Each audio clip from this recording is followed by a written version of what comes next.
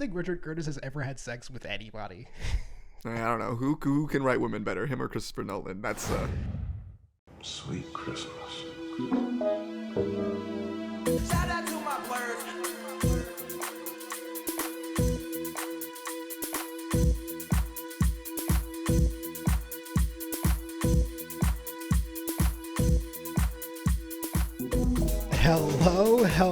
Hello. This is Che. and this is Corey. And this is the Next Time On podcast, a podcast where two lifelong friends discuss all things amazing and all things fetid in popular culture.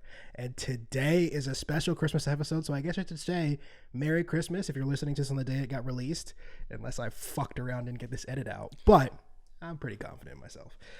So Merry Christmas, ladies and gentlemen. If not, hope you had a good Christmas.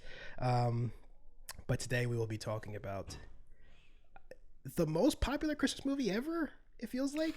Now. I hope not. I sincerely hope not. It's up there with like Elf, which we also talked about was like really dominating the charts. What are some other Home Alone, obviously. Die Hard is another Christmas classic, of course. What are some other? But you're listing movies that are enjoyable. Sorry, yeah. I'm always talking about popular. What are your favorite Christmas movies? Hold on. I actually have been going through a list of holiday movies to watch. It's one of the first questions I've ever asked Corey unprompted that he's ready for. I love it. Well, obviously Muppets Christmas Carol. I think that's my favorite. I've never seen that. That's one. Very good. I mean, Michael Caine sincerely thinks he's in A Christmas Carol, and he's acting his ass off, and it's surrounded by Muppets, and is played incredibly sincerely. Love it. Violent Night, a film that we talked about last year. Great movie. Nightmare Before Christmas kind of counts.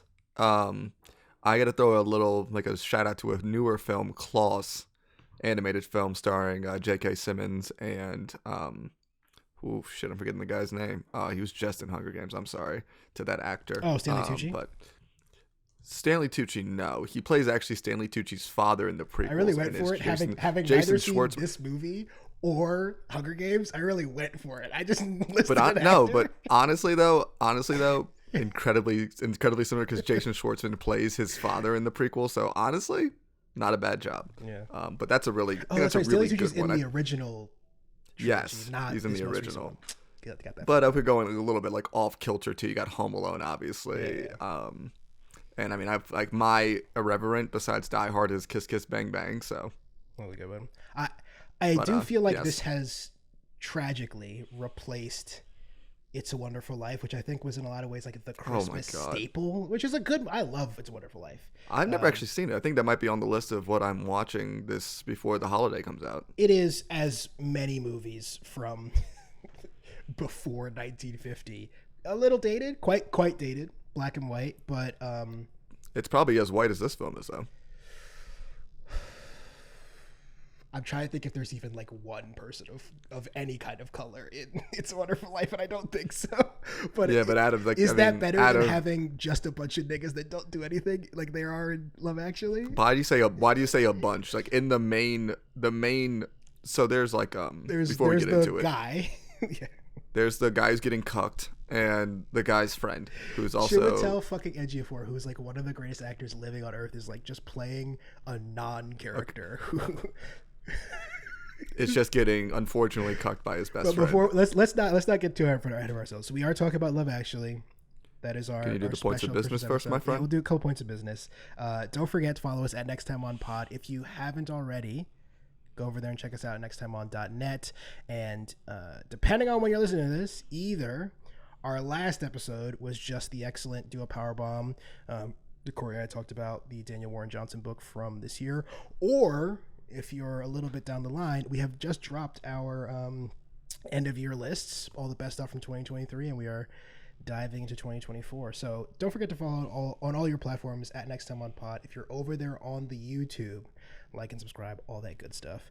But let's just do it. Let's just talk about this fucking movie. First let's do it. I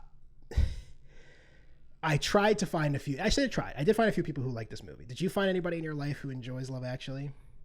No. Everybody I've talked to is it just said, "Why did you watch this? This movie is truly garbage." Is that the movie really, with a bunch really, of really inappropriate romances in workplace situations? And then people kept on listening things to me, and then as I started watching it, I'm like, Che, why did you pick this movie for the holiday special? In fairness to me, it was this is 2+ actually- hours of truly nonsense and not a good time. It's really, really bad. But this is also, I take no responsibility for this. Corey keeps blaming me for it, but that's only because the blaming you for actual this. person at fault will remain nameless, but Corey will not throw her under the bus. But Who's this? it may or may not be your girlfriend's fault.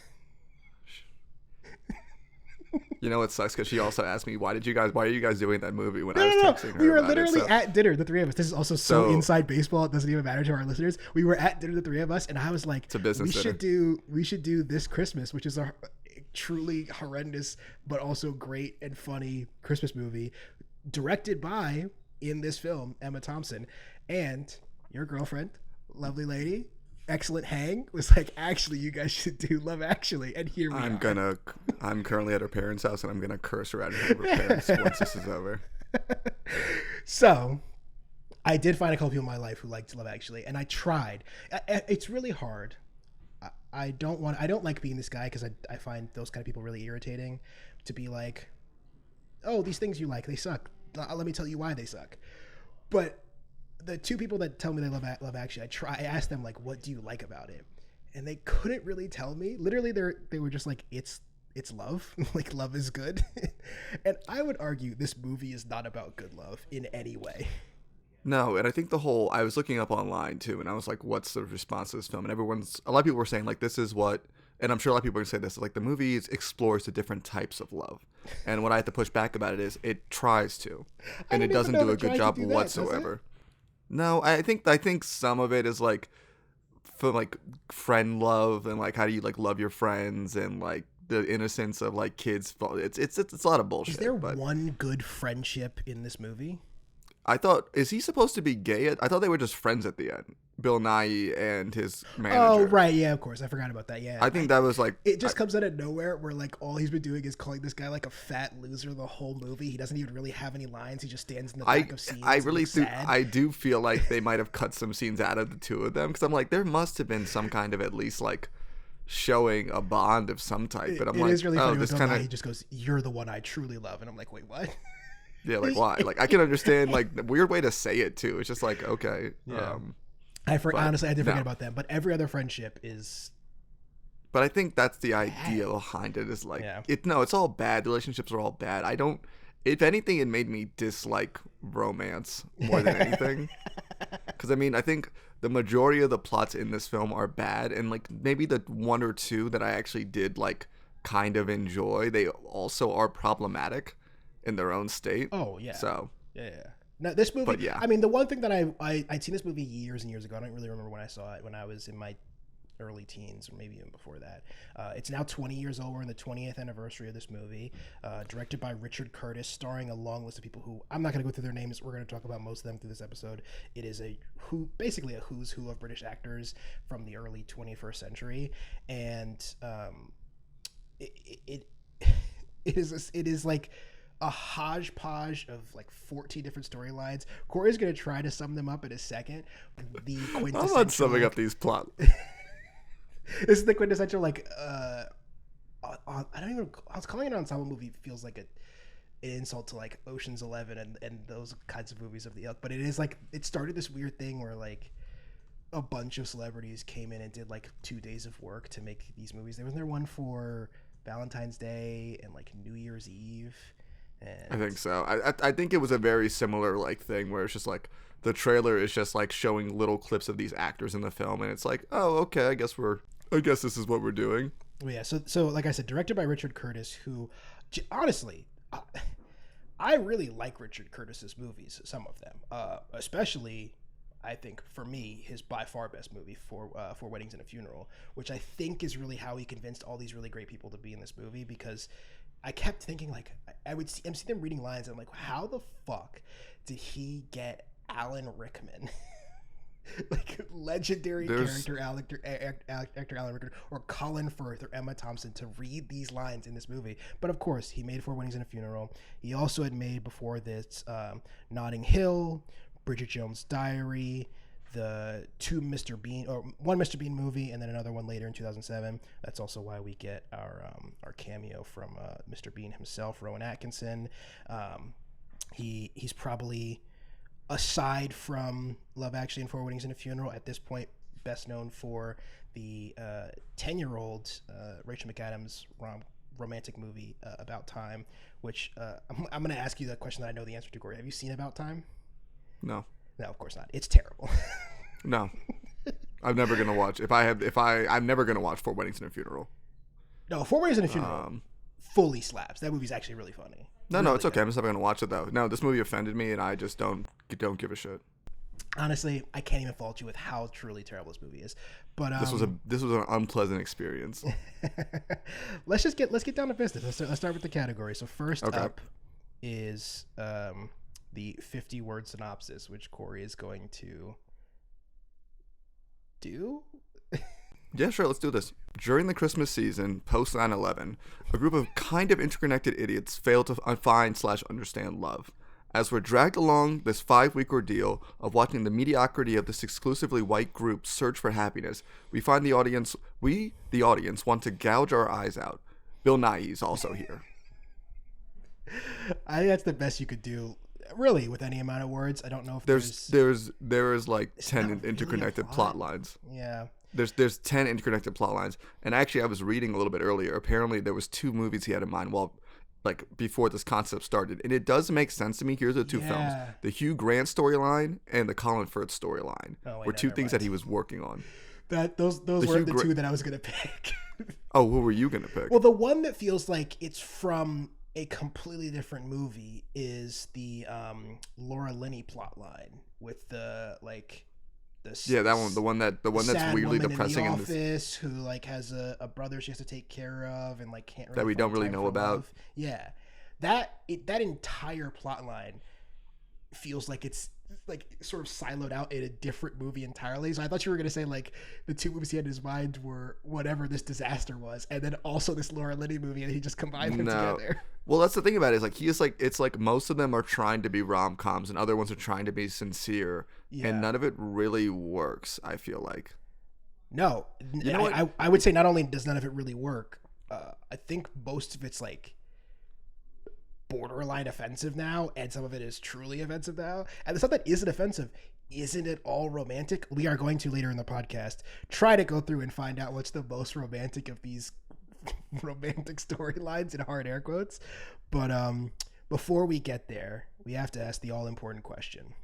The arbiter of what is good and what is bad in film is, of course, as you all know, the infallible tool that is Rotten Tomatoes. And I ask you today, Corey, is Rotten Tomatoes right about the 2003 cinematic classic, Love Actually? 64% from the critics on 227 reviews. We've got 72% from the audience at over 250,000, which is basically where they stopped counting. So, let's put ourselves in the mindset back then. People are stupid. So I'm not going to even and count I do think audience. you mentioned the post 9/11 stuff, which feels like it's a throwaway line, but I actually think that is really important to this movie. Set in 2003, probably shot in 2002, really after the end of this pause in society, but especially in the film industry. And the reason that I also harped on that, guys, in the post 9/11 story is because in the opening narration, they mention 9/11, which was out of nowhere in a very strange inclusion. It's very jarring when now 20 years later, having watched that. But then when you see how the movie also ends, which is basically just a series of montages of what looks like, I assume, I didn't bother to even look this up, but I assume real world footage of people meeting people in airports and crying and seeing their loved ones. And it's very intentional that the end of this movie is set in an airport, and like Corey said, the first sentence has the word 9/11 in it. In 2003, I guess that probably wasn't as jarring, but now it feels crazy. I kept on thinking about it the entire time, and I'm just it was bothering me. I'm like, especially because it also doesn't mention? really have anything to do with the movie. It doesn't do anything. We don't need it. It wasn't necessary. I understand what they're getting at, but you just don't have to mention that No. at all. I don't know. I think 64% is far too high. Honestly, this film just feels like such like a mess. I mean, looking at I implore you guys to look at the Wikipedia page for this. There's a chart on there interconnecting everybody's plot line, and it looks like a murder board. And if It's you also need that so to understand, unnecessary. if you Does need, it add anything? it's so to the unnecessary. Movie? So like a lot of what the film tries to do is have all these people's plot lines connect to one another, and they go out of their way to like an insane extent sometimes that like defies logic for how these people actually would know each other. You want to guess what my favorite of the connections is? Huh. I'm thinking. It's between two pointless female characters. I'll say that, which doesn't really narrow it down since most of the female characters in this movie are pointless. Shout out to Richard Curtis. I gotta put it out there, man. I'm looking at the chart and I could not even tell you, man. This shit's My absolute favorite moment in this movie, bar none, is when the Prime Minister, played by Hugh Grant, who I don't think gets a name, by the way, it's just the Prime Minister, is going house to house in like a pretty janky ass suburb of London, runs into Mia, who is the horny secretary who's just trying to fuck Alan Rickman the whole movie. And she apparently lives next door to his that one. I completely forgot. I completely great. forgot about that. It was so unnecessary. And I'm like, we don't need her to like be like, this is next. Like she's next door. I was like, So it wasn't even like, oh, and I was like, what the fuck is going on? Like, I think that was like, there was many moments in the film where like this movie either sucks or like, what are we doing here? And also the thing about it is the movie doesn't need to be 2 hours and 14 minutes. There's so many scenes that just go on so forever. long. But then again, on the other hand, every plot line doesn't develop at all, so maybe the movie should have been 12 and a half hours instead. I think like my biggest like complaint, not my biggest complaint, but the Rowan Atkinson scene where he's like buying like the necklace, I think that scene lasts for a solid like minute and a half. It's really long. It's really long and it's really annoying. And then he comes back later on and I'm like, what the fuck is going on? Like, who is this man? Like, yeah, again, it feels like it's got to be a reference to something that we don't get 20 years later. Like I said, Curtis did the Mr. Bean movie before, but his appearance in this movie it's weird, and it's like that scene is like really like sort of like slapsticky, goofy, big comedy, and it's really tonally out of place in the rest of the movie. Especially because it also has to do concerning on this guy emotionally cheating on his wife. Not even emotionally. That dude was gonna fuck her. He was. He doesn't do it right at certain points. I feel like he doesn't do it. Also that plot line isn't resolved in any way. No. It's so great. We'll get to No. I think we're obviously in agreement. Corey texted me, who's watched this movie a few times. He did say a few times. You still stand by this? You think it's worse than Domino?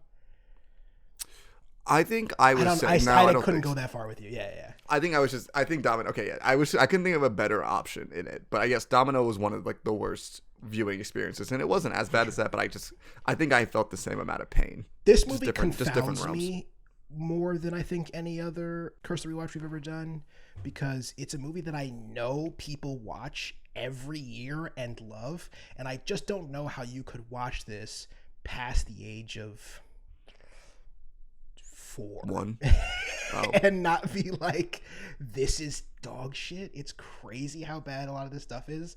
I had to basically give up on writing down Mia lines in this movie because I think for the worst lines, I think everything that comes out of that character's mouth is. And Mia is the secretary. I feel like we gotta keep on saying who they are because no one knows anybody's names, and there's so many people. She's also one of the only people in this movie who's not like a household name famous actor either. It's kind of hard.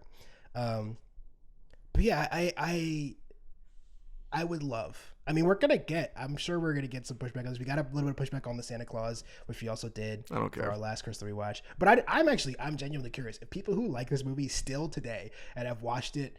Maybe you watched it last night for Christmas Eve. Please tell me what you like about this movie. I'm genuinely curious. I sat through this thing twice in the last week, and I found nothing redeeming about it. Now, to be fair, please leave your comments on the YouTube video, and we probably will touch on those. I'll read them all. I'm so curious. We are 2 straight 30-year-old black men. This couldn't be less a movie for us, but I also like. I don't dislike rom-coms. It made me want to give white women a hug. Are you doing okay? If this is the kind of stuff that makes you feel good, are you fine? I didn't walk away from this movie feeling like hopeful or like I just walked away just feeling a little bit barren. No, like the only thing that I was like, this is nice. It's like not even like the Hugh Grant situation because he kind of just like fires her kind of situation, or like Bruh, she gets sniffed by the U.S. president, and because of that, loses her job. And then he tracks her down by walking door to door in her neighborhood, and then happily ever after. Also, the idea that the prime minister couldn't get someone's address, especially someone who used to work for him. Come on, guys. Bruh. Come on. I'm spoiling. I have a lot of unanswerable questions later in this podcast for Corey to answer. I'm spoiling one of them now. That's fun. One of them was, does Richard Curtis know less about politics or relationships? Because this prime minister is wildin'. This nigga gets off off a commercial flight. Yeah. The Prime Minister of England is like in Heathrow getting off JetBlue. Also, he only has one cop and one bodyguard. So weird, man. Once again, as we must be reminded, post 9/11. Not just post 9/11, like the year after 9/11. Oh yeah. So also, apparently, this movie seems to hate America. But I think should we talk about that now? Okay. Yeah, why not? Let's talk about it now before the break. The America stuff in this movie, like we said, it starts with 9/11. America happened in America, and then everybody in this movie is obviously very British actors, very famous British actors, except for is it Laura Billy Linney? Bob Thornton. Well, yeah, but I was saying everyone's playing a British person for sure. But I thought Laura Linney was American. But I'm just quickly. Oh, checking. I'm not. I could not tell you. Laura Linney is the only American in this movie not playing an American. It's very weird. I love Laura Linney. Shout out to her. But Billy Bob Thornton plays at the time, I think, felt like a real caricature of an American president. Post Donald Trump, to be fair, he's pretty tame. He seems pretty tame, honestly. I think that's my problem. It's like, this is just kind of. But even for like, it's kind of like the Rowan Atkinson scene in this movie, where it feels like it's from a different movie because it's like kind of, it's like really broad comedy. The Billy Bob Thornton stuff. He's like walking through the White House, sniffing people, leering at Natalie. He then goes out for a dual press conference with the British Prime Minister after, I will say, somebody who loves a political drama, loves a political comedy, Veep, I think one of the greatest shows of all time. That scene where they're in the room negotiating over nothing is so funny. It starts with one of the guys being like, well, we can't agree to these terms. And then the American goes, those are the terms. I love how they don't even touch on like at all what it is. What it like, is. For all they we don't fucking even pretend to for all we know, it could have been like $1,000. Yeah, and then he's also after dunking on the American president, probably destroying a lot of goodwill between the political systems. He's treated like a fucking hero. Imagine if like the I don't know. Apologies. I don't know if Iraq has like a president or a prime minister or a sultan or whatever. But imagine if like the leader of Iraq, a country that we don't have good political relations with, did that. It would be a coup. Much less like fucking Rishi Sunak is standing next to Joe Biden and goes like, "We're sick of being bullied by Joe." It's so funny, man. And then he just goes to like a kid's Christmas concert and kisses his secretary.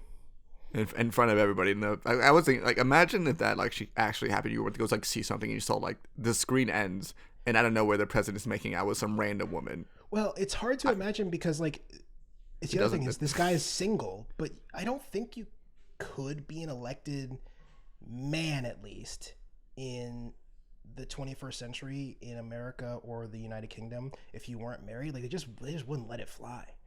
Yeah, they probably. That's what I was also thinking. I'm like, that feels very like it does. That's what I'm saying. Like the problem with this film is it balances between like comedy and trying to be realistic. Yeah. If it just lean into the comedy of it, I mean, like it's like whatever, like romantic comedy. I think we even have a fucking president who's single movie, but I think the wife dies or some shit like that. I don't remember, but yeah, I don't know anything else to say generally about. This movie's so fucking bad, and we are gonna get to. No, and I really don't have much else to say off the film generally. All right, well, let's take a quick break and we're going to come back and do the categories. How you doing? How did it go yesterday? So, how's the Christmas party going? Good. Think I found a venue. Friend of mine works there. What's it like? Good, good. It's an art gallery. Full of dark corners for doing dark deeds. Right. Good. Well, I suppose I should take a look at it or something. You should. And we're back. Sup? Okay, it's time for the categories. First up is, of course, best and worst performances. I think best is actually pretty unanimous. It's pretty clear. I have a second option, but I agree with Corey's pick here. But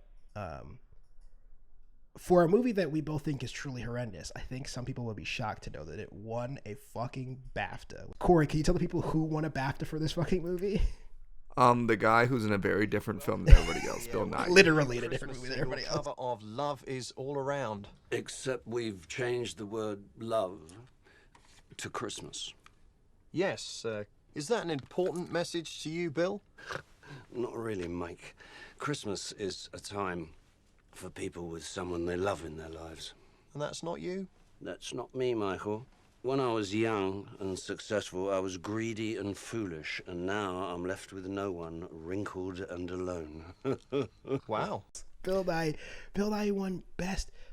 Also, shout out to Emma Thompson, who was nominated for Best Supporting Actor at the BAFTAs. This Impressive for a character that's pointless. It's so sick because I love Emma Thompson, as I've said on this podcast many times. It will say many times again. She is so wasted in this movie. It's crazy.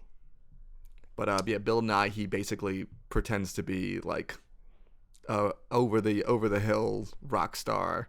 He's certainly who's having the just most trying fun to in this movie. He's definitely, I mean, every time he's on screen, it's him just acting the fool. I'm like, oh, this might be what the movie's tone is, and it's not, which I think might be like the hardest thing about the film. Also, he's a terrible singer. I love Bill Nye, but oh my God, he's like, hearing his voice was fucking grating. But I think that's kind of part of the joke, though. Yeah, I think so. I think so. I don't really know if this film knows what humor is, but you know, what can I say? My runner-up, really, because I agree with Corey's pick that it is Bill Nye, but my runner-up is. Can I actually can I say like my favorite, because it's not a worst line, but my favorite line of the film is actually. Yes. From Bill Nighy. Hiya, kids. Here's an important message from your Uncle Bill. Don't buy drugs. Become a pop star, and they give them to you for free.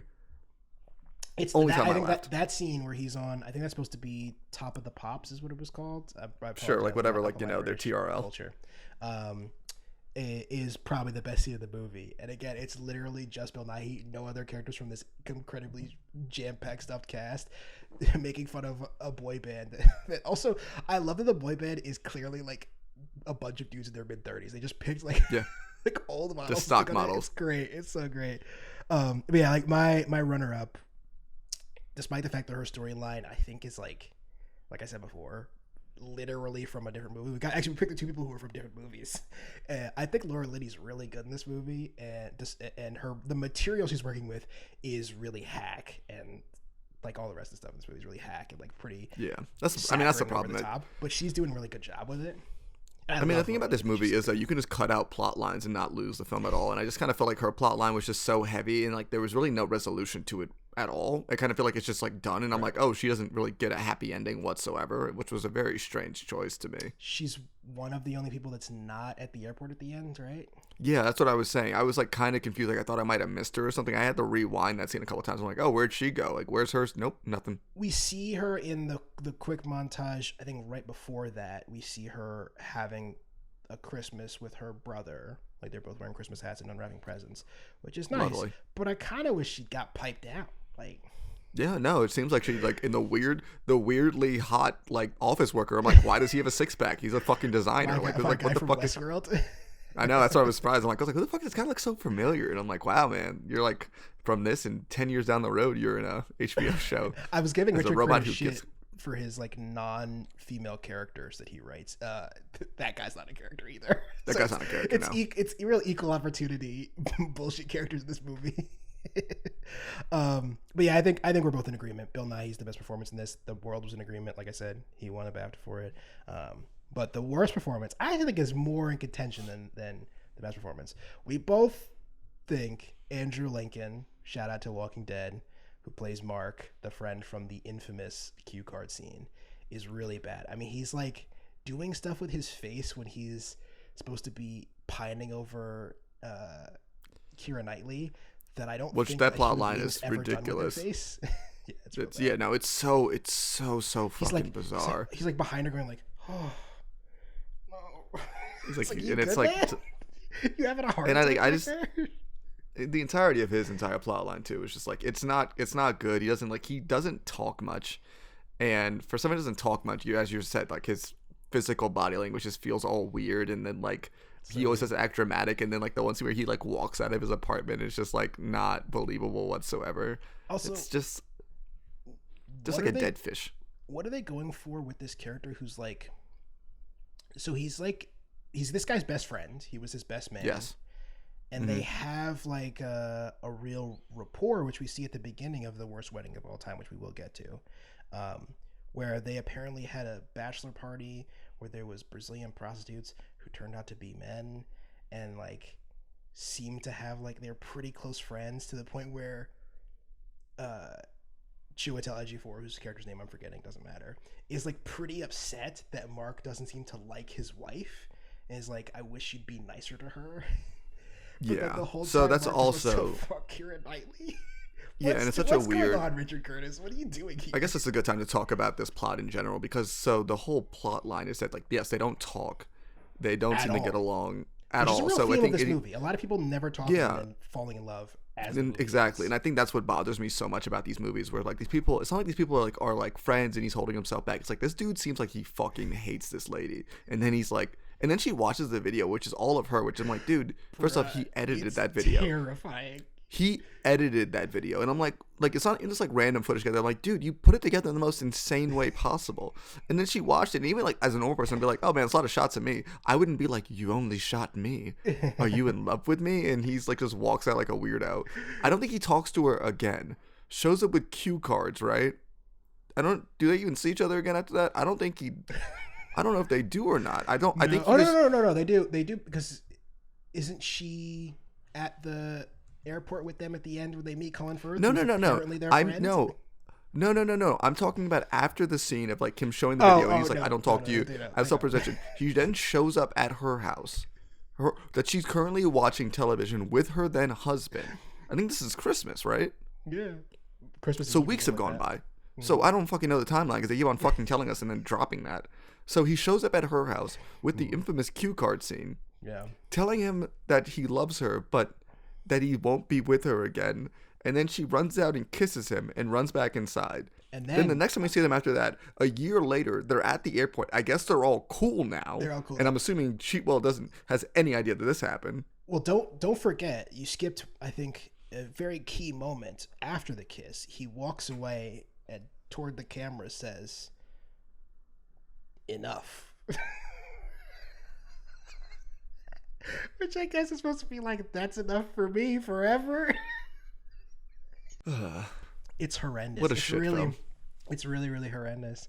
In a terrible storyline, Andrew Lincoln is also really terrible, but I actually have a secondary pick. I've already teased her here.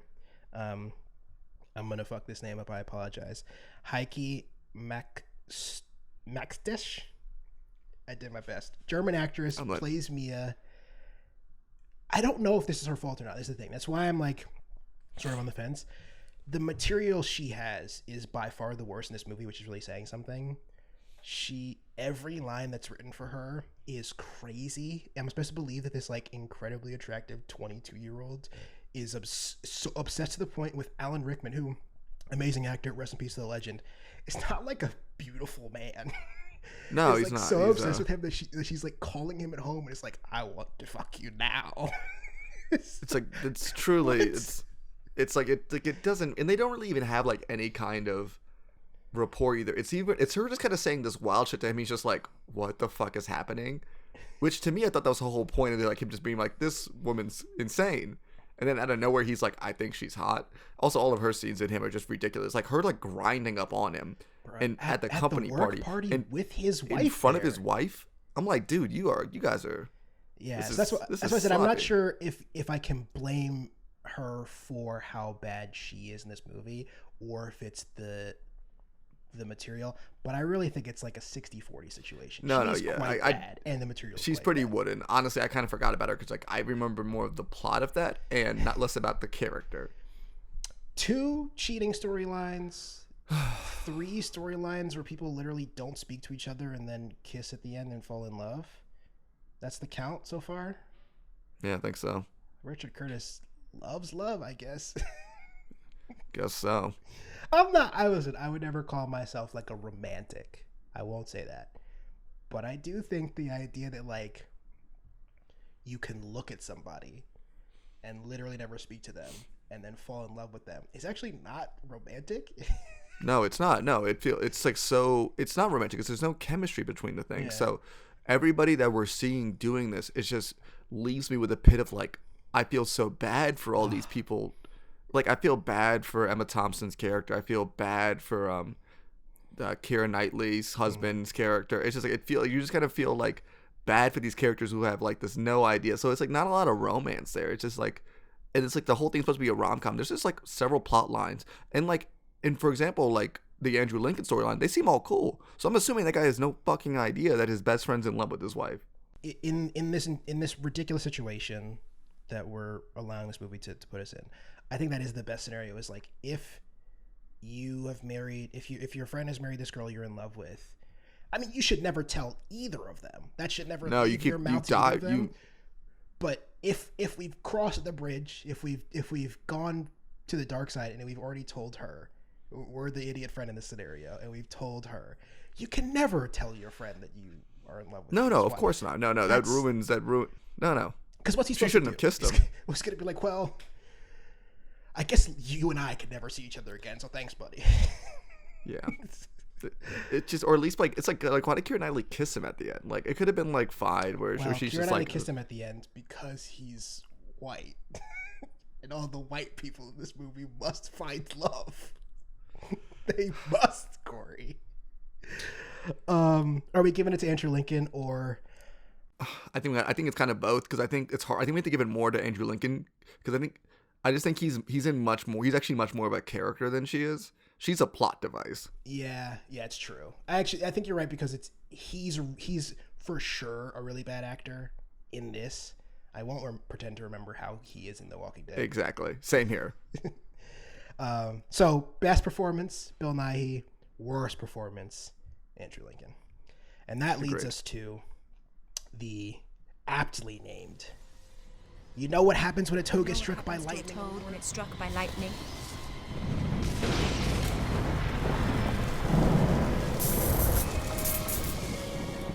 The same thing that happens to everything else. For the worst line of this fucking movie. There's a lot of them. I think we did touch on in the very beginning.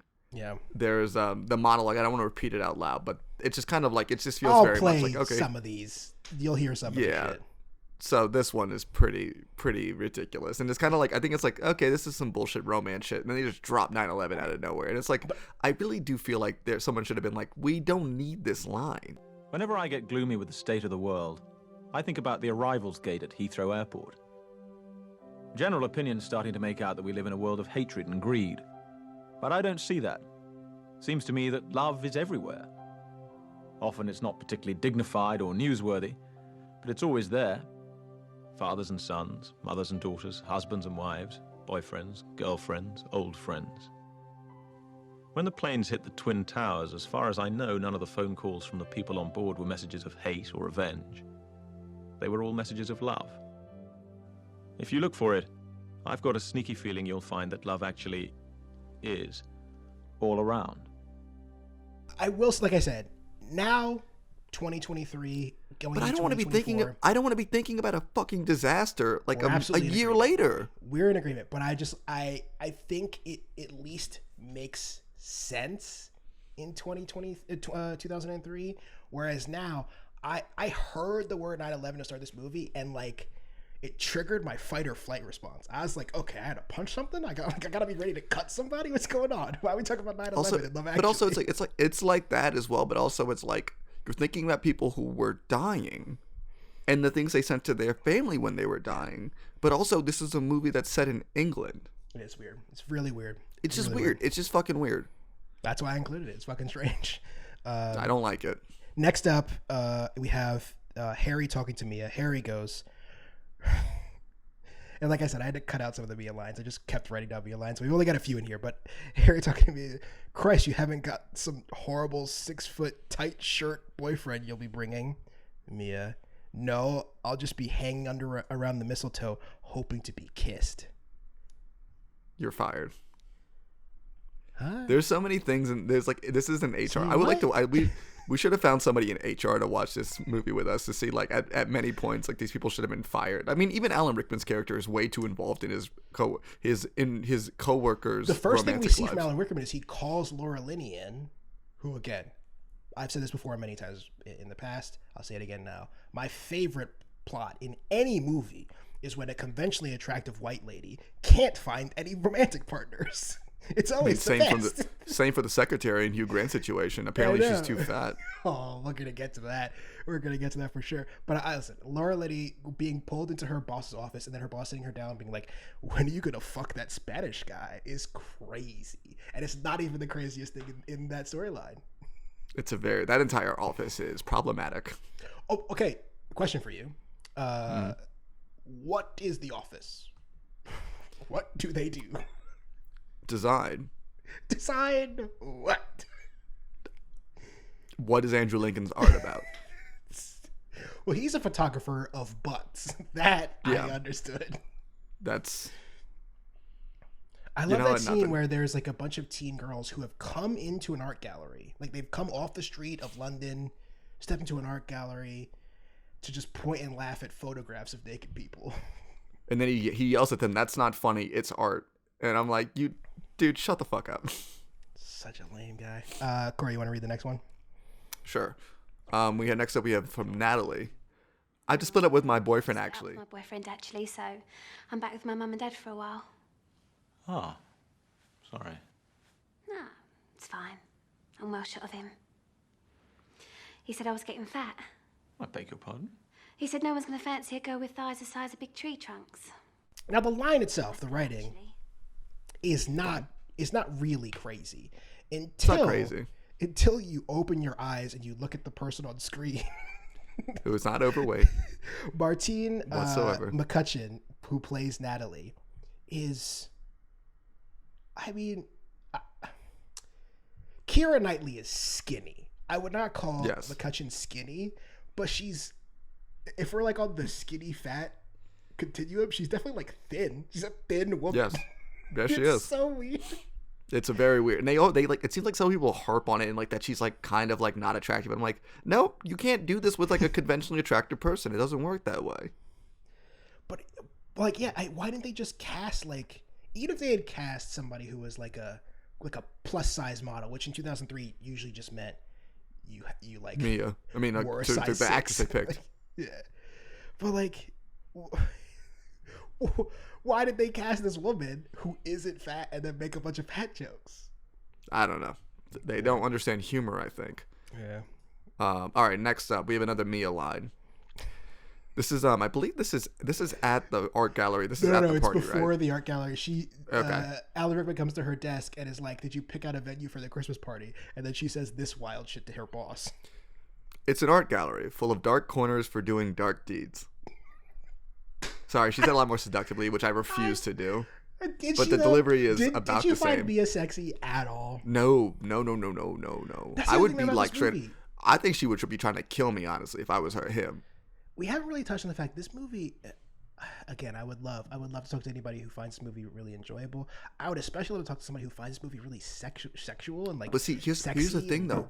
It's so horny. There's so many topless in a way scenes. that it's like really off-putting to me. It's really weird. Like all of it just like feels weird. It doesn't feel like all of it is. It's like horny, but it's not good. It's like they couldn't get the love down. They couldn't even get the schlock down. They couldn't get the horniness down. They couldn't get anything right in this rom-com. Really this strange. rom-com. Next up, we have the president, who is unnamed. Billy Bob Thornton. Billy Bob Thornton. I think this line's supposed to be like badass, but maybe it's supposed to be really goofy and stupid. But the way it's shot and cut makes it seem like it's supposed to be a cool line, so that's why I put it in here. But if it's supposed to be stupid, congratulations, Richard Curtis. First good thing you've done in the movie. Because this is one of the dumbest shit I've ever read.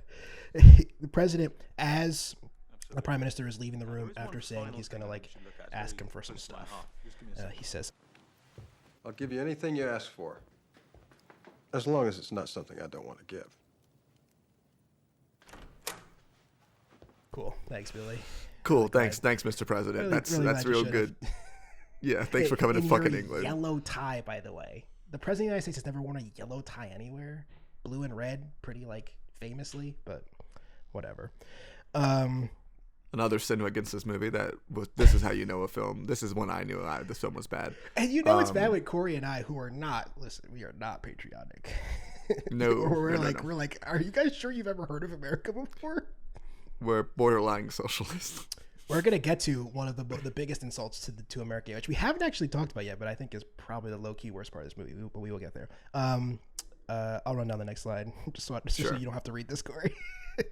This is the prime minister talking to his assistant Annie. The prime minister, you know the girl Natalie who works here, which I mean of course, but Annie's response, the chubby girl. Would we call her chubby? The prime minister says. To which Annie responds, I think there's a pretty sizable ass there. Yes, sir. Huge thighs. This is your once again. This is your boss, and the prime minister, and also she's not fat. No, but even if she was, this would be actually. You know what? In a lot of ways, the fact that she's not fat makes this more funny as opposed to like just fucked up. If this was a fat girl, it would be so mean. It'd be so mean, but it's also weird. like, it's just also it's weird as shit because like it's also like my coworker. It's like if I was describing someone like that, I'm like you mean. Who, like, by all accounts, this movie is supposed to be like decent Very at her nice job and like like a good employee and again we don't get to see anything in this movie because nobody has any story arc because you get to see people for 30 seconds on screen and then it goes to the next scene. But like it's just so strange. Shout out to Nina Sosiana, who is like a really great actor and gets to be in 2 scenes, and one of the scenes is saying that crazy lines. All right, and our final line. One more Mia for the road. I couldn't not do this one. I think this is my pick for the worst line of the movie, but yeah. So like Alan Rickman's on the phone with the secretary as he's going to go holiday shopping with his wife. With his wife for like to buy presents for their fucking children, by the way. Fucking psychopath. But Mia on the phone is when he asks her what does she want for Christmas. She's like, no, I don't want something I need. No, I don't want something I need. I want something I want. Something pretty. Right. Right. The fuck does that mean? The fuck does that mean? Just man? imagine, Corey. You ask your girlfriend, what she want for Christmas, and her response is, I don't want something I need. I want something I want. Something so you're not pretty. getting shit. All right, so you ain't getting shit then. Got it. Saving me some money. Do you think Richard Curtis has ever had sex with anybody? I don't know. Who can write women better, him or Christopher Nolan? That's at least Christopher Nolan's thing is he just doesn't try. He just like doesn't do it. Richard Curtis out here writing fucking rom-coms. And like I said, Four Weddings and Funeral, which Corey, I respect your decision never to watch it after seeing this movie. Four Weddings and Funeral is really good. Like now, to be fair, Andy McDowell's character in that movie is kind of wild, to be honest. But either way, like I think my pick has got to be the Mia something pretty line. I think that's crazy. You have a different pick? No, I think that's about the same. I think it upset me. I'm like, what the fuck is going on? I think it's like also that scene just kind of like snowballs into the rest of the scene. As I realize, I'm like, oh my god, you're going shopping with your wife, and like, oh my god, you can go do this at another point in time. Well, that's the thing. Is it's like, I will say, I at least give him the credit to be like, not credit, but in the story arc, you're being like, this guy's making a rash decision. It's not premeditated. He's just like he's shopping in the mall. He sees a jewelry counter. He's like, let me buy this necklace for this girl because she just told me she wanted something pretty, and I guess I'm like horny at Macy's, but it's so wild. It's so wild to me that he then like brings the necklace home with him. Doesn't he go back to the office? Yeah, no, he brings it back home with him because Emma Thompson finds it on him.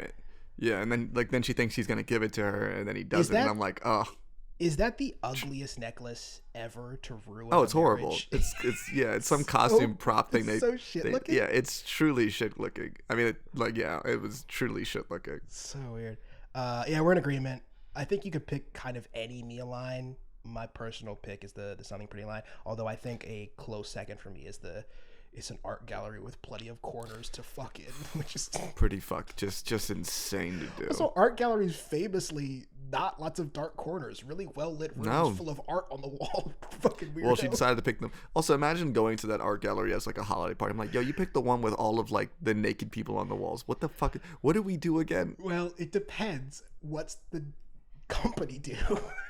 That's a good point. Because if the company is like a fashion magazine, makes sense. If they're like I think their design. agency, I don't know what the design is of, but I think they're a design firm. Big ass butt paintings, I guess that would make sense. I think so. All right, it's time for worst scene. We've got a number.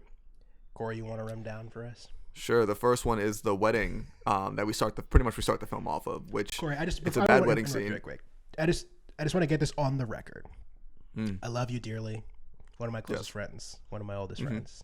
You ever do a fucking surprise flash mob at my wedding? I kill you and everyone you love. No, that's fair. And that's a promise on my life. I just get I'm just surprised the wife isn't like, yo, what the fuck is going on? Like, why would you do this? Like, this is horrible. Like, I didn't ask for this. And it's like, but also, is your brother? Who are those all strangers? Did they just invite a bunch of strangers into their wedding? I think that's supposed to be his brother. Is it? I think that's supposed to be his brother. He's black? I think there's an offhand line like, "Where's your brother?" He's probably organizing something crazy. Yes. Okay. Also because he's black. Yeah, you're right. I didn't put two and two together. It's so stupid. It's such a stupid scene, and the people acting like it's like a cool fun. If you were at a wedding where there was suddenly a music number during the ceremony, would you be like, "Oh"? I think that's all you could do, and it's just like that's all you can do, and it's I'd like be freaking out, dog. I hate weddings at the best of times, much less with fucking surprise music numbers in the middle of that. I mean, you would think the guy who did 4 weddings and a funeral could do a better wedding scene. All right. The next thing, I mean, this is not even really a scene, but then like as the first sign was just like 5 weeks till Christmas on the screen, it felt like a threat. Because I was like, I have to deal with these people for 5 weeks of story. It's also, well, you say that, but it's for the stuff that happens in this movie, 5 weeks isn't enough. Some guy learns Portuguese to like a conversational level. A child learns how to play drums in like a month. Our boy Liam Neeson mourns and gets over his wife. Yeah. All right. No, next scene. We kind of touched on this already. Yeah, we don't need to go. Why is he sniffing at everybody? It's just weird, and the sniffing is weird. The sniffing and I have weird. I have a dream in my head. I really want this to be true, and I'm just gonna start spreading this rumors to make it reality. That Billy Bob Thornton ad-libbed that. No, I believe that. And he was like, that tracks with everything I've heard about that man. Okay, next up. We haven't talked about much about Colin Firth's story. No. But Colin Firth's character, it's another he's one a that writer. feels like it's in a different movie. It's like different movie, exactly. Like, yeah, because he's not even in fucking England. Yeah. Yeah. But his manuscript, like he's writing a manuscript by paper and just flies into the lake. Like, okay, you're an insane person for this setup already. Yeah. So I'm gonna ask sort of like a logistical question that is maybe a dumb question, or I don't know. If you're just going to write in a secluded cabin by a lake, do you need to travel to a different country, a la France, to do that? No. All right, just checking. I mean, listen, if I got money though, I guess I would. But I mean, would it even be like? I would love to go to France. I love cabins. I don't feel the need to go to France and then spend all my time in a secluded cabin. It seems to defeat the purpose. But maybe I think so too. I'm not a weirdo. Listen, who just wants to have sex with my maid. But I mean, that scene, it really bugs me because it's a lot of this movie is about like love at first sight or whatever. And this guy, his manuscript. But it's not about communication. His manuscript goes into the ocean, into the lake. At this point, these people can't speak to each other at all. He's been like speaking broken Spanish at her for some reason, and she's been responding in fluent Portuguese, despite the fact that neither of them can talk to each other at all. And then his manuscript goes into the water, and then she takes off all her clothes and jumps in, and then he's in love immediately. Yeah, I did like the Portuguese subtitles where they would kind of cut to back and forth because they couldn't communicate. Though I thought it was kind of funny, and he's like, "It's not worth it. This manuscript better be worth it." I'm like, "Okay, that's kind of funny."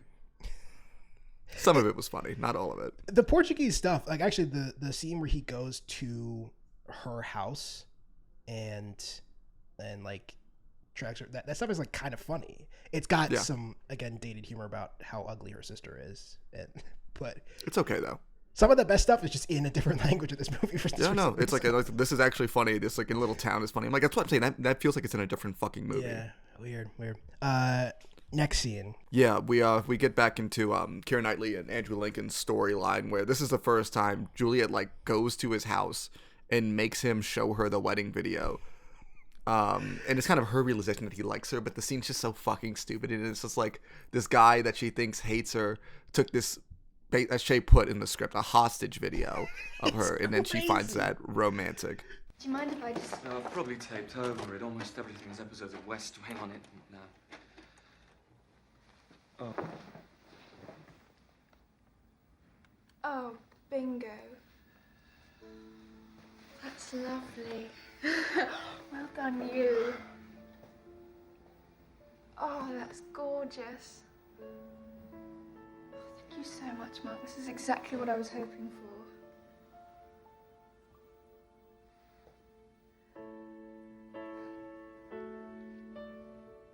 I look quite pretty.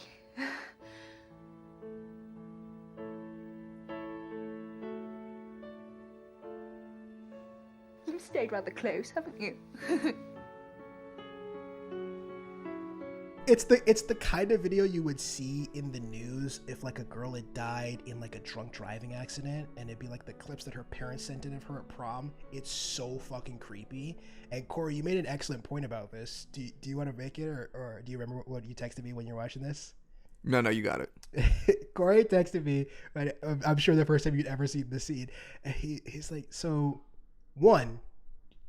First excellent point. This guy edited this with no intention to give it to them. So he did a lot of work to make this thing. And then two, knows that she wants this, but is like trying not to give it to her, but still has it in his possession. And that can only be explained by two options. One, he's the dumbest boy alive, which, to be honest, feels plausible. Pretty dumb. Or, and this is what it actually is, that man's cranking it to this fucking wedding video. It's all close-up shots of her. It's an weird, man. It's an insane thing to do because he has no intention of giving it to her. Bruh. So far, this guy has done two things in this wedding. He has planned a flash mob. Mm-hmm. As I already said, you ever do that? Hired prostitutes the day beforehand. He probably was doing the prostitutes.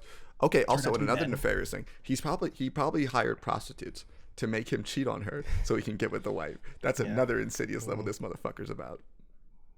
Yeah. And then closes that all out, the run of the absolute trifecta at this wedding, by just shooting a wedding video like this in his wife's face. Also, such a movie plotline that the best man would be filming during the wedding, and like it's such a weird. Well, movie. I sort of, because like he's not supposed to be a wedding photographer. That's the whole point. Is she calls him because they're actual wedding photographers. No. I'm saying that they're at the altar and he pulls out his fucking camcorder to do it. I'm just like, it feels weird. He is a photographer. Like because that's his gallery. I don't give a shit. I don't care. I'm trying to defend my boy Richard Curtis, who made 4 weddings in a few. You shouldn't though. Yeah, all right, next scene. You ready? Mm-hmm. All right, as you mentioned earlier, Laura Linney's character is finally like this build-up of her hooking up with this guy, and out of nowhere, like her brother, like the psychiatric ward, the brother calls, and then it kind of happens like 2 to 3 times, and he calls twice. She picks up the first time, and honestly, I hope this was ad-libbed some great shit about the Pope having to come and do an exorcism, and she's like, I don't know if we can reach the Pope tonight. It's great. It's like, I was like, that's funny. Like hangs like, up, this is good. Gets back down to business, and then the phone rings again, and I'm like, no, don't pick it up.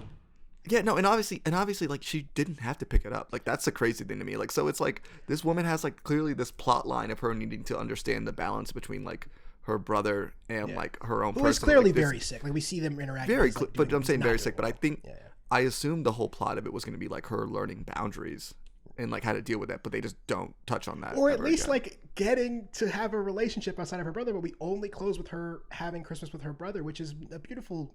Like I said, this very sick man and she loves him, but she never. The whole thing is like it's really sad because she doesn't have any time outside of her for herself because she has to keep taking care of him and her job, and doesn't get that. That's her story doesn't resolve with her getting that.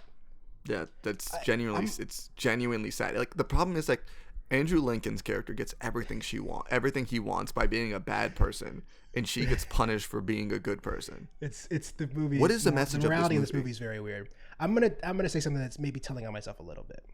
Mm-hmm. She gets the second call. She picks it up. He says something that's clearly distressed her, and she's like, "All right, I'm coming. I'm coming to see you. Don't worry, I'll be there soon." She couldn't knock one out quick. She couldn't have left 10 minutes later. You think she's been trying to build up for this forever, but you know what? This is a film, so I guess not. All right, maybe Laura Linney's into the tantric stuff, and that's why she had to. Jesus Christ! All right, next scene. We have this character that I just don't really want to talk about at all. But like, no, we need to talk about this because this is the worst part of the movie, and we haven't even mentioned his name yet. Can you at least give a little bit of a rundown of the character's name? So there is a character who, like I said, we haven't mentioned yet, played by Chris Marshall, whose character's name is Colin Frizzell, and his entire plot line, and I'm not exaggerating, his entire plot line is he realizes that women in the UK don't like him. So he's pieced together that he hypothesizes that in the United States, the women are so stupid that they will love him. And he rents out his apartment to buy a Christmas flight to America for like a week or something. And he packs a bag full to the brim of condoms to have sex with women all across the beautiful city of Milwaukee. This is a character from American Pie, but continue. Yeah. I think he wants to be an American Pie. And then this is the real kicker. And then he does all that. And that's the end of the story. Can I help you? Yes. I'd like a Budweiser, please. King of beers. Bud coming up. Oh my God. Are you from England? Yes. Oh, that is so cute. Hi, I'm Stacy. Jeannie? Yeah. This is Colin. Bristle. It succeeds. That's the joke. He wins. He flies to the U.S., has an orgy, and comes home with a wife. And I kept thinking the whole time, well, this is like a dumb, broad joke where they're going to be like, this guy goes to the America and he gets like some comeuppance and he's going to learn his lessons about being a cad. That seems really on the nose. And it's even worse than that. He literally goes to the United States and he has sex with Alicia Cuthbert, Ivana Milichek, Shannon Elizabeth from American Pie. Very clearly a reference to American Pie there. And who's the fourth one? January Jones, Corey's favorite X-Men character. It just doesn't fit. It's nothing personal against her as an actress. It just doesn't make any sense as a character pick. Just saying, it doesn't matter. It's just a stupid casting decision. She's not Emma Frost. That's all. I'm done. It's so. And also, for some reason, is crazy. Also, for some reason, he brings back Denise Richards at the very end. Who that kind of scared me out of nowhere. Apologies to Denise Richards as like a person. I think I apologize for all the men in the world. She's again in yet another movie, just like a horny blob. Unfortunately, I think that's just her career. She gets off the plane and just starts making out with this man she's never met, who doesn't know her, doesn't know she's even coming, and then end of story. All right, next up. We already kind of touched on this already, but the cue card scene was just truly. I don't understand the romance. It's the lasting legacy of this movie. It is for sure. And it's just a really bad scene. I didn't realize I didn't know that was a connotation around the scene. later on. It's about it's him. It's just like such a just dark backdrop around the whole thing. It just makes me feel it's fucked up. It's super fucked up. It's fucked up. All right. Next scene. You can do this one. This is Colin Firth. I probably should have read it this way. Corey threw it to me because what I wrote in the doc is the king's speech goes to Portugal, which is a joke for just me. I'm the only person that thinks that's funny, and I still wrote it in our I understand. document. See, I understand it, but it takes me, like, you understand, Jay, it takes me a second to catch up to I'm well aware that I should have done it, but I didn't, and I don't know why. Colin Firth goes to Portugal. As we said, some of the stuff in this scene is funny, the stuff with the sister, but just what I hate is that this storyline really irritates me because, again, Colin Firth hasn't spoken to this woman yet in a language that they both understand. They haven't exchanged one word back and forth to each other because he doesn't speak Portuguese when he sets her on the plane to go back to home from France. And then he flies to Portugal after abandoning his family at Christmas. He walks into his family's house with a bunch of presents for what looks like 14,000 children and leaves. He about faces, gets on a plane to Portugal, goes to a tiny town in Portugal, walks with her family, her father, her sister, and a bunch of aunts and uncles and cousins and whatever, to a bar, proposes marriage to her. They get married, and he flies back to England with her. What the fuck is going on in this scene? Don't worry about it. What's going on, Corey? Don't worry about it. It's from a different film. It's from a very different film. They thought they were Bridget Jones. They wanted to be Bridget Jones. They're not Bridget. My mind's watching this movie, Corey. It makes me feel like I'm genuinely going crazy. And as we kind of to end the film, we actually had the airport finale, which we kind of touched on with the insane American subplot. Alan Rickman, Emma Thompson's marriage is completely destroyed. It doesn't seem like it's ever going to bounce back. Ruined, and it's not resolved it's in a nice way. I think this is supposed to be like a year later too, so it's like still not great. Well, so it's a year later. How long has he been gone? A whole year? I think this might have just been a business trip. I don't think he's like been. I think this is maybe just agency. Yeah, exactly. I don't fucking know. No one knows what they do. Shut up. That's so great. Yeah, I think we touched on most of the other parts and the problems with this. Yeah, scene, but I just think the scene. I put the scene in here because it resolves all these storylines in a way that I think equally. Again, like Corey said, we touched on all the storylines. They all resolve really stupidly and silly, including like Alan Rickman. It's not stupid, but it's just like it's weird in this rom-com Christmas movie that the Alan Rickman storyline, which is realistic, that he doesn't. I think but no, it shouldn't be realistic though. It's a fucking romance film. It's like it's not. I agree. I'm in agreement. And my favorite part of this though is that the Prime Minister gets off of a commercial flight. I think it's so funny. But yeah, that is the worst scenes of the film. What's the pick here? Because I think the obvious pick is the infamous cue card scene. It is I think it's a cue card. I think it's a cue card scene because it's so stupid. I mean, I think my old television show I worked on made a joke about that with Jeff Goldblum. Much better scene. I agree with you in part, but I think the Milwaukee bar scene is so stupid, and from, like you said, it's from an American Pie sequel. It's not even good enough to be in the original American Pie. I think that scene is so awful. I had to go with that one. I agree. Yeah. We'll do a joint award between that and, of course, the cue card scene. Yes, I think that's very fair. And this brings us to our special category, a little Christmas present for you guys for this movie, where we attempt, and I mean attempt, to rank these scenes by how romantic they are. So we want to start at the top because I think the top is actually easier. The most. I think honestly, we could probably go back and forth. I think I really only have one big change from the list looking at it, but mine's not in any order. I just wrote them down. Got it. I think at least from me from the top. I mean, okay, romantic are the ones I like the most. No, in this romantic Christmas movie, not what's enjoyable. So that's why I think Bill Nye can't be number one. Literally, what is the most romantic storyline about true love in a way that makes us feel good and happy about love? Number one for me.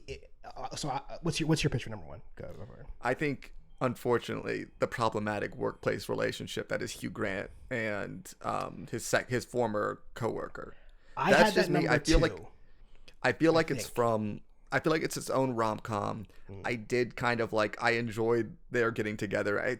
The more I thought about it, it's not great, but it did feel, I don't know. I did enjoy that one. I had the number 2. For me, my number 1, my pitch for number 1 would be Martin Freeman and Joanna Page, who we haven't actually mentioned yet because their storyline's so weird. I think it's just so that we can get Joanna Page's they're tits out stand-in porn actresses, I guess. I don't fucking know. So, which is not a thing that exists. That does not exist at all. But yeah, you know what? Actually, I would give that number 2. So I think that's honestly, I think we're right back 1 and 2 with it. But I just think the only reason I say Hugh Grant over it is because it's actually a bit more of a story. Martin Freeman and her are very like, it's nice and kind of cutaway, but it's like not a real. I will concede that because I think if I take out my relationship to the fact that it's like a high key problematic story, like not even Loki. It's like he's not even just her boss; he's the prime minister. Yeah, the power structure of that is insane. Yeah, but in the vacuum of this movie, where there are no rules, there's no rules. So we have number 1, Hugh Grant. Number 2, Martin Freeman. Which is just like a really good meet. It's a meet cute. It's a really good meet cute, I think. What you got for number 3? Despite the fact that like that's not how porn film sets work, is like kind of a funny setup. It's kind of funny, yeah. I think 3 is, and I've said this before, I hate this, but is the kid, is Liam Neeson and his son. I agree with that because it's sincere. It's a very sincere one, and I feel like it's like if you expanded on that and not made. Hasn't spoken to this girl yet. Literally, the line he says right before they kiss each other is, "I didn't think you knew my name." Yeah, what the fuck is up with this film with that? It's like, it's weird. such a weird. But I mean, at least to me, I'm like, I guess romance. But I think I also liked the father-son relationship. That it feels far too short. But I definitely did enjoy like the moment where he's like, "Oh, you don't hate me," kind of vibe, and it kind of just like transcends from there. Yeah, which was I don't know. I think I'm a sap for that kind of shit. But no, we're in agreement. I'm trying to ignore the fact that it seems like Liam Neeson started hitting on this woman that we see with him at the end of the year, like a month after his wife died. Yeah, we don't. I think the timeline of this film is like we don't know how long she's been dead. I don't really know. Well, I am led to believe that the funeral is in the 5 weeks before Christmas thing. So oh my God, Jesus fucking Christ! I mean, Emma Thompson also made that fucking joke about like you got to stop crying over your dead wife or something like that immediately, like afterwards. I'm like, that's completely. I didn't like Emma Thompson's character for a little bit because I'm like, oh, she's kind of just a dickhead. Maybe that funeral is supposed to be farther in the past than. Oh, I don't know, but yeah, that's fine. All right, what's number 4? You think? Do we have to give it? Do we give it to the King's Speech? I just don't want to do that, but I'm looking at this list here. So what we have left here is we have Bill Nighy, which I don't even know if that really qualifies here, but we have the Bill Nighy storyline. We have the King's Speech, aka Colin Firth storyline. We have Chris Marshall goes to America to fuck the Eiffel Tower. Oh, sorry, Statue of Liberty. That's what's in America. That's gonna be last. Andrew Lincoln wants to fuck his best friend's wife. We've got Laura Linney, who can't get a dick to save her life. And then, of course, Alan Rickman as a secretary. Yeah, no, it's Colin Firth. It's Colin Firth. It's the only romantic. It's crazy. It's the only romantic. It's the last romantic. It's the last romantic film part we have left. I mean, I agree with you. I don't want to do this. I don't want to write this into the 4 slot. Do it. Right. Write it down. All right. So number 4. It's not our fault. Colin Firth falls in love, in hard air quotes, with a Portuguese woman. Next up, number 5. Does it have to be Andrew Lincoln wants to fuck his best friend's wife? I guess technically that is romantic. That's crazy. That's where we are. Do it. All right. Andrew Lincoln tries to cuck the guy from 12 Years a Slave. Not a good look, Andrew. Not a good look. Not an ally. Racist. Is Keira Knightley and Andrew Lincoln racist? More than 11. Number 6. I think I want to go for, despite the fact that it's never actualized, I want to put Laura Linney in the 6th spot. And actually, I kind of want to suggest we move it up above the Andrew Lincoln story. I want to put her at 5 and bump. No, because I feel like less. To 6. I feel like I feel less gross. So let's do that one. Despite the fact that it is not like we don't see it come to fruition. It is like at least a genuine pursuit of romantic attachment to like a person who isn't married to somebody. I think that's a good Which is kind of what we're left with here, is people just cheating on their husbands and wives. It sucks so fucking much. So that leaves us with Alan Rickman's secretary wants to peg him.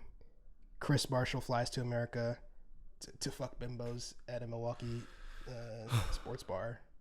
And then also that's how it works. Bill Nighy storyline and Emma Thompson storyline, which don't feel like they qualify here. But now, what between those two, what's got to go last? Which one? Between which ones again? Between Chris Marshall flies to America and Alan Rickman and his secretary. I think we got to give Chris Marshall above Alan Rickman, because Alan Rickman has that's not romantic. It's just gross. Destroys his marriage. Doesn't even have sex with her. Have sex with his secretary. Nah, yeah, but just get that shit. The Chris Marshall stuff makes me so mad. They both make me mad. No, they both make me mad, but I guess like in a way, Chris Marshall doesn't hurt anybody. No, he has. Listen, I'll give him this. It seems to be all consensual sex with adults. He's got consensual from a different fucking. I mean, I guess the way to look at America in this film is we live in a fucking insane world over here, which is true, but. I just love the suggestion that this guy, who's like, the whole bit is that he's like he's a mid British dude. He's C- at best British guy, can fly to Milwaukee, get a taxi, go to a bar, and has an orgy. That's. You know what? Actually, the more you're saying it out loud, I think it actually is possible. People love an accent. I've been told, I don't know how true this is, and I don't know, it probably doesn't play super well for the African Americans, but I've been told the American accent has a similar effect in London. Well, it's also in Milwaukee, Jay. It's not really like there's like, I'm sorry, shout out to all of us. Sorry to all our Milwaukee listeners. Yes. The fact that it was in Milwaukee made it like slightly funnier and like a little bit more believable. But then again, I just want to list the people that is in this scene: Elisha Cuthbert, Ivana Milichik, January Jones, Shannon Elizabeth, Denise Richards. These are the people that he's supposedly having sex with. Oh my God, Jesus Christ! And I guess I think. Does that leave Alan Rickman? I think we put Bill Nighy over Alan Rickman. There's no romance in it whatsoever, but let's just throw that in there above him, just because of how shit the Alan Rickman story is. He does say that he loves his. I think it's familiar. Like they did a bad job of expressing it, but I think it's supposed to be familiar. I actually think, despite the fact that it's one of the worst songs ever recorded, I'm not sure at any point in history anyone's cared who the Christmas number one is in this way. And Bill Nighy certainly wouldn't have sold a bunch of CDs. Instead, probably would have been banned from every television station and radio in the world. He does strip down naked, and I mean, like he does. Aside from all that, I actually think this story is like pretty touching. In this, movie it's nice. It's a nice one. That's the thing about it is like the film, like when it kind of sneaks things in like that, I'm like, oh wait, it's like not all horrible. It's just the way they put it all together as a film. It's just completely, it just makes the taste of it so shit. I just want to make sure we're not forgetting anything. So I'll run down the list again from most romantic to least romantic. We've got Hugh Grant's storyline as the Prime Minister. Martin Freeman and Joanna Page are porn stand-ins who fall in love and get married. There's Liam Neeson. It's crazy that's number 2. There's Liam Neeson and his son bond over love. Like his son has a broken heart. It's kind of nice. Yeah. It's nice. Colin Firth falls in love with a woman who he literally can't speak to because she takes her clothes off. That's literally what happens in that storyline, by the way. Yeah. We have Laura Linney almost has sex. Almost has sex. And I think I think that's just such a funny thing that's like our like first of like many of like this all just that's like the borderline. That's our mid ground of romance in this film. Yeah, it's not really related to this movie, but I had a friend who has tragically passed, but one of the last things that she ever said to me, like texted me when she was watching Ozark, was out of the blue, Laura Linney's got massive tits, and that's every time I see Laura Linney, it's all I think about. I don't know. It's so weird how you like have these memories of your friends and everything. I think about her every single time I see Laura Linney now. And every time I'm watching Love Actually, I'm like, oh, Laura Linney, massive tits. Also, just Which because I also don't is really the think is topless that scene. true. No, it's not. But you know, hey, listen, I've never watched Ozark. It's not very good. Laura Yeah, Linney's that's great what in it though. Massive tits. Number 6 is Andrew Lincoln tries to cuck Chiwetel Ejiofor by not sleeping with Keira Knightley. Yeah, but not like sleeping a weird with. cue card thing. Chris Marshall flies to America to have sex with all of the women. Bill Nighy makes music, and that beat out Alan Rickman and his secretary having an affair basically in front of their wife and 2 daughters. Jesus Christ. And that is Love Actually is all around you, apparently. Love Actually is all around you. Honestly, I feel like this movie put me in the Christmas spirit. Not in the good way, in the worst way possible. I don't believe in love anymore. Romance is dead. But overall, no, this movie was shit. Overall, I think this is a terrible, terrible film. And I don't want to give it much more headspace. Che, do you have any stupid fucking questions for me? I got some questions for you. Some of them will be easy for you to answer. Some of them I think we won't have answers for, but I'll run them down pretty quick. My first one we sort of touched on already. I know Christmas music sucks. I know it's like Christmas music is bad, generally speaking. But this song is horrendous, right? And no one would listen to it. Like no one would listen to this. No. Music. It's really bad. Like not even as like a bit. Like it's clearly supposed to be a bit that it's really shitty and everyone buys it as like a joke. But this isn't the era where you could just go like to a YouTube video and watch Rebecca Black's Friday 5 times a day. You had to go to Tower Records and buy a CD. I don't think people would do that besides like shitty Christmas gifts. Maybe that's what it was. It's prank Christmas gifts, honestly. Damn. That other song, who were they called? I think it was called Blue. Blue, that's right, Blue. I think it was called Their Blue. song must have been really bad. Yeah, it must be horrible. I floated this question to you before when we were talking, but who's the morally most bankrupt Alan Rickman character? We've got Hans Gruber, this fucking guy, Severus Snape. Who takes the cake? I think this fucking guy, Severus. It's a lot of bullshit, but he technically had good intentions. He just hates that kid a lot. This is not the episode. Yeah, you're right. You're right. It isn't. We can. I there's a agree Harry Potter episode that somewhere this out man there. is actually worse than German terrorist Hans Gruber. I'll say that. Yeah, I think so. Because Hans Gruber, like he at least is very upfront with his actions. Yeah, he's a all he wants is terrorist money. and a bank, and he just wants money. Yeah, he had to murder some people along the way, but he didn't want to murder everybody. Actually, wait, no, they did want to kill everybody. Never mind. But hey, listen, he at least has a goal. Yeah. But this guy is spineless. I agree. This guy's a spineless piece of shit who just wanted to ruin his marriage, honestly, for what? Mia? Dude, dark corners where we can do dark deeds. Absolutely, yeah, exactly. All right. I'm gonna save this one to last because I think this one's a banger. So we're gonna do that one last. We already did this, but I just want to reiterate again. Is that the ugliest necklace that anyone has ever ruined their marriage over? That's. Honestly, the costume jewelry was like. I feel like I could find better in Michael's. Yeah. Truly horrible. Speaking of the costume and makeup department, the music department. What's going on with the music and the score in this movie? Why is it so awful? I don't know. It's also like the timing of everything bit. also just feels off. Yeah, it's like so shit. It's like a joke, but I don't think it's supposed to be a joke. Wait, hold on. Guess is as good as mine, my friend. Is this a satire? Have we been bamboozled? No fucking way. This is a satire. No fucking way. There's no way this is satire. It's not good enough to be satire. No, it's not good enough. You're right. If it is, I'm sorry. No, I'm not sorry because if it's satire, it's bad satire.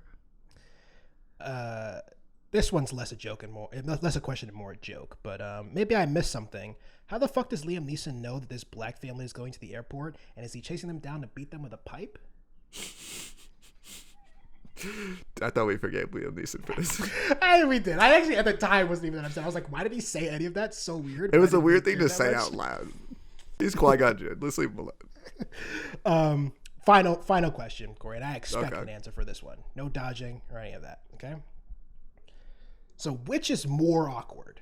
Okay.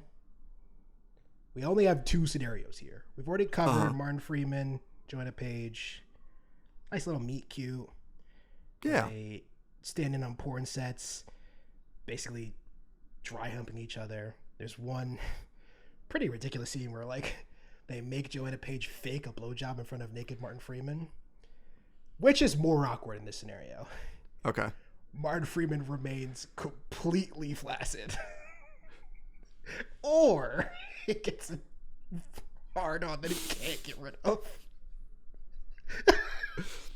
Honestly, I actually had the thought when like she was like, I think they're like naked grinding on each other. No, at she's one like point. she's riding him at one point. And I'm they're just like, having a and I'm just conversation like- about where they're gonna go get dinner or something like then. I'm just like, honestly to me, I'm like more like, yeah, honestly, props to him. I guess he's a fucking professional. Yeah. Just No, honestly that character. I'm not too ashamed to admit if I'm leaning over, grabbing a woman's breast, something's gonna happen. I'm not gonna have any control over it. But Martin Freeman's just here, limp, I guess, just chilling. This is why you're never gonna be a professional stand-in porn actor. I'd have been fired so fast. Martin Freeman is a professional because he has to be because he looks like Martin Freeman. The security guards would have escorted me off the site of Brazzers so quick. They'd have been like, "Hey, you're not supposed to do any of that. I don't know what you were doing there, but you were just supposed to stand still." This is not a very Christmassy episode towards the end of it, is it? This movie isn't very Christmassy. I refuse. It's not. It's weirdly horny for Christmas. Oh, I didn't remember the Martin Freeman scene at all. Like, I didn't remember he was even in the movie. And when he shows up, I'm like, oh shit, I love Martin Freeman. I really like Joanna Page too. She's really funny. Wait, what's going on? Why is she taking her clothes off? Much like Poor Thing. Much like Poor Things, I hope to never see Martin Freeman or fucking what the fuck is his name? Mark Ruffalo. In any type of sexual situation ever again. As you pointed out, it's so, I mean, Poor Things, I think, as we sort of touched on, we will talk about that movie. Yeah, we'll get on. We haven't touched. I'm sure of. I promise. That movie, I think, is intentionally like really pushing the boundaries on both ends of what like is and isn't sexual and what isn't desirable and like about consent and women's agency of their bodies. I think this movie is completely devoid of sex in a way that's really weird, despite the fact that there's like a lot of tits in it. Yeah, a lot of nudity, a lot of. Your guess is as good as mine, my friend. So weird. All right, I lied. I do have one more question for you, Corey. Okay. And in a lot of ways, it's the most important question of the podcast. Movie's terrible. Basically ruined my Christmas experience. Merry Christmas, everybody, honestly. by the way. Hope you had a good one with your family. Or I'd rather watch the Santa Claus again. But this movie is fucking horrendous. Richard Curtis should be ashamed. I feel bad for Emma Thompson. I feel bad for every actor involved in this film. Yeah. And like I said, very, very bad. But Corey, is it worse than The Room? Nope. One day. No, but I do think just the Andrew Lincoln storyline is worse than The Room. I think it might be. I think I can co-sign that.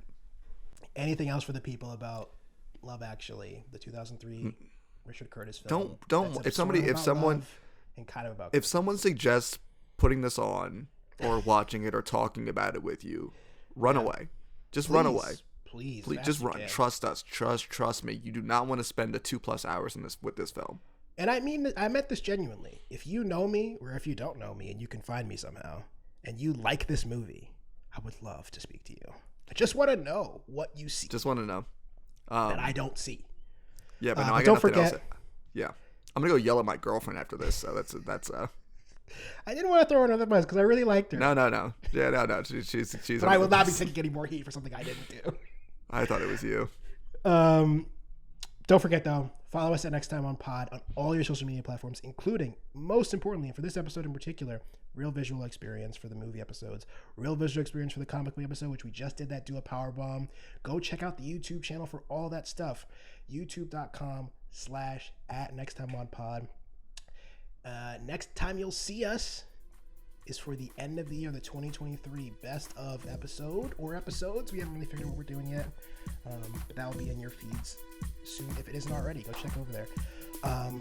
Anything else for the people, Corey? Nothing else for me. I've been Shay. I've been Corey. We'll see you guys next time. Bye.